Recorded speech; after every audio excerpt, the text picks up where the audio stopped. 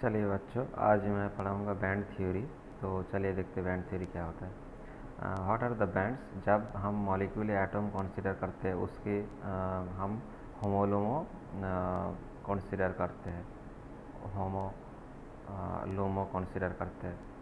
तो जहाँ पर lowest unoccupied molecular orbital, highest occupied molecular orbital. तो जब हम ऐसे सॉलिड स्टेट कंसीडर करेंगे, वहाँ पे एक कॉन्टिनम ऑफ एनर्जी लेवल्स होगा, जिसको हम बैंड बोलेंगे।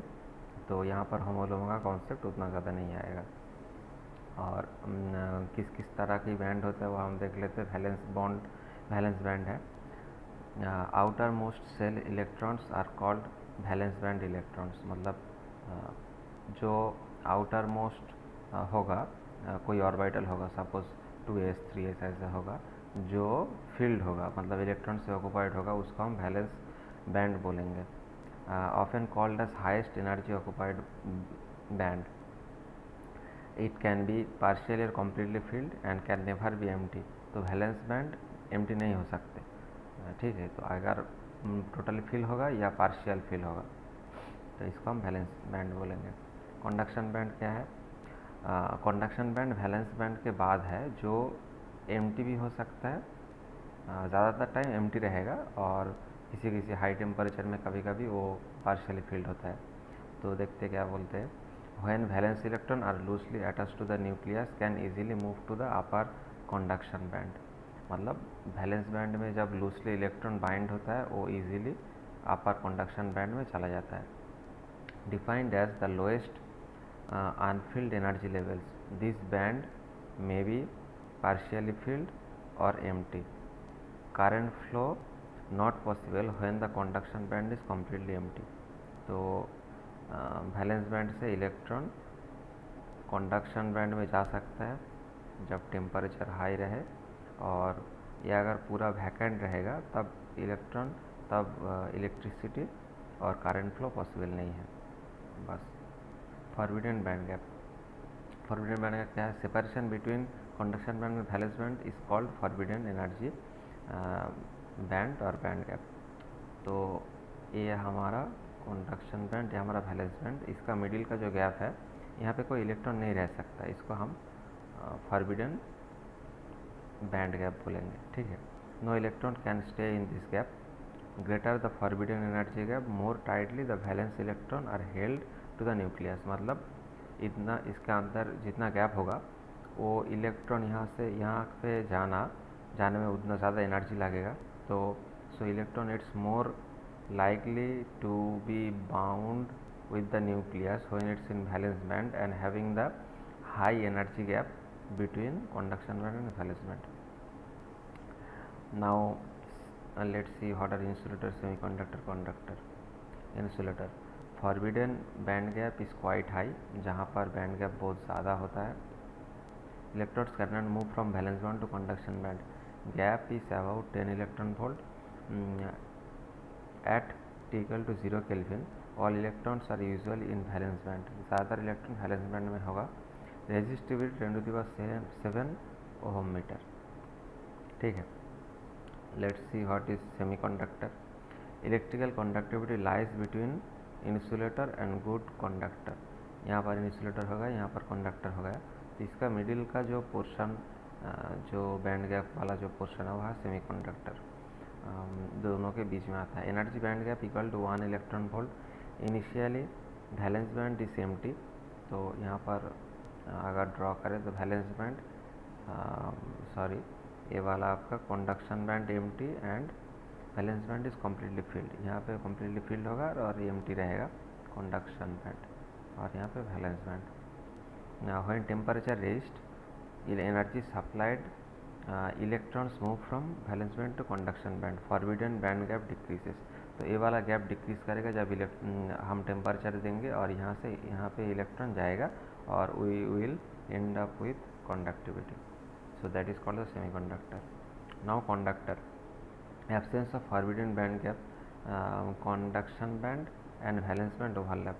मतलब यहाँ पे कोई गैप ही नहीं होगा फॉरबिडन बैंड गैप, सीधा एक conduction band valence band conduction band ऐसे ओवरलैप कर जाएगा।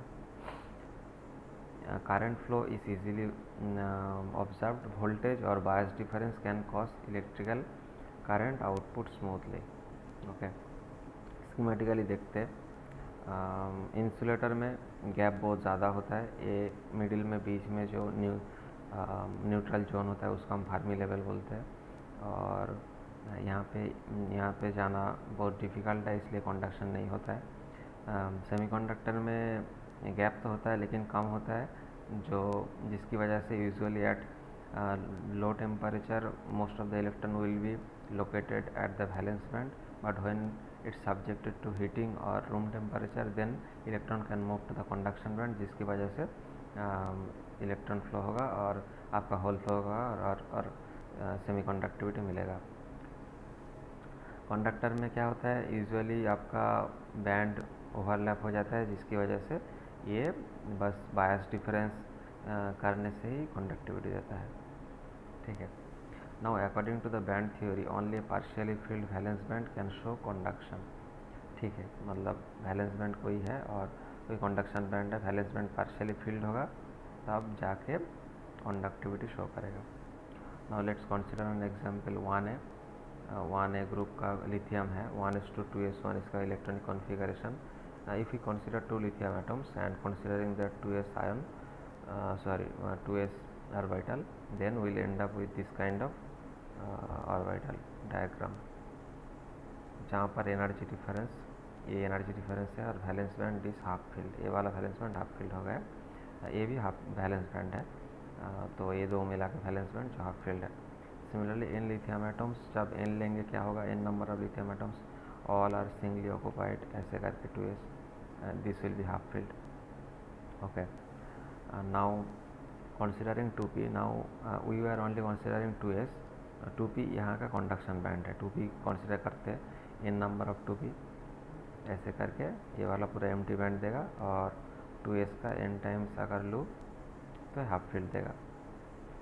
तो ये जो एम्प्टी बैंड है कंडक्शन बैंड का, empty conduction band, number of energy levels equal to 3n, क्योंकि हर लिथियम से आ रहा है हमारा 3 p orbital, so total n number of lithium है, तो 3n number of energy level है, and electron capacity will be 6n, but occupied electron will be 0 यहाँ पे।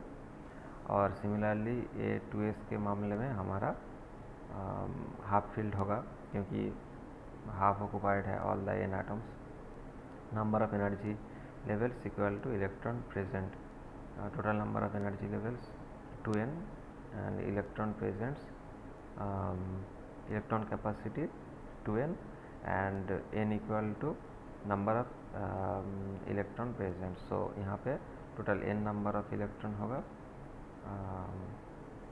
ओके, और आपका टोटल n एनर्जी लेवल होगा। कंडक्शन बैंड इस half field and valence band totally empty. यहाँ पे क्या देखा था हमने, कंडक्शन बैंड इस बस इतनी तक ही भरा था, क्योंकि टोटल हमारा कैपेसिटी है 2n number of electron it can occupy, but it is occupy only n number of electron, so we have this vacant portion in this conduction band, sorry in this valence band, and conduction band is totally empty, that's why it's a lithium is considered as conductor. Now if we consider this 2a of this 2a atom,